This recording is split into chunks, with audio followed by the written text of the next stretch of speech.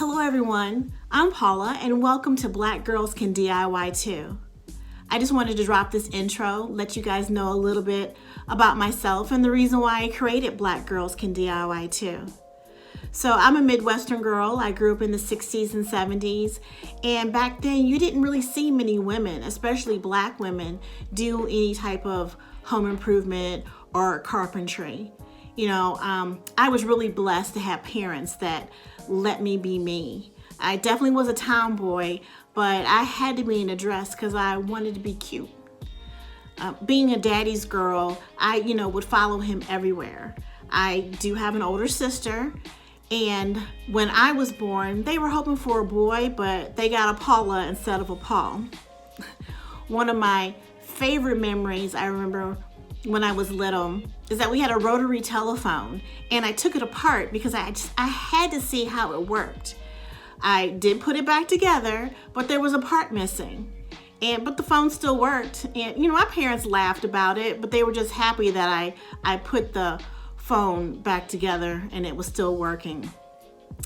I was always watching my dad do things around the house with his tools. And, back then I was doing more crafting and artsy type of stuff.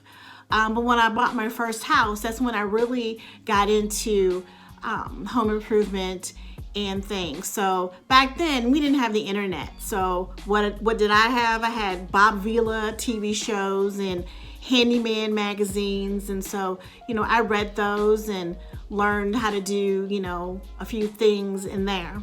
So when I bought my second house is really when I had a breakthrough. By that time I pretty much had carpentry and plumbing type of skills down, but electrical, oh my God, I was so afraid of electrical. But that particular house was wired or set up for a gas dryer, but I had an electric dryer. And so I had somebody come and set it up for me and do all the wiring for the electrical dryer. And it wasn't working, it wasn't getting hot. And so I pulled out my books, pulled out my magazines, read up all that I could, and I took a deep breath and I went into the electrical box and I figured it out. After that, I was like, oh, okay, I got this, I can do this. And so fast forward 30 years later in 4 houses, and I pretty much have enough power tools to own my own store. So, I'm not trying to reinvent the wheel, and right now you can go on Google and YouTube and look up how to replace something, make something, build something.